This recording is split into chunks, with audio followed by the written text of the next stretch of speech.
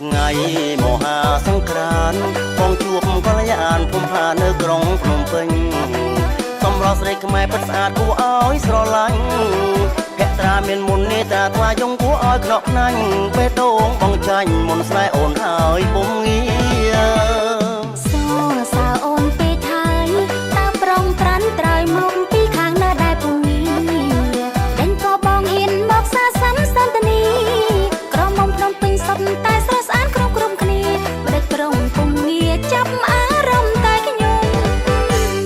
បងជាកំឡោះខេតឃើញភ្លៀមស្នេហ៍ផ្លែតមាននិស័យនឹងមៀងមុំកយគុណអូនយូរទៅគឺកាន់តែស័ក្តិសម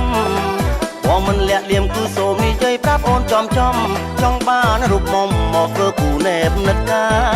យថ្ងៃបុណ្យចូលឆ្នាំខ្មែរក្រុងចំការស្រែសុទ្ធតែជួបជុំក្អាក់ក្អាយ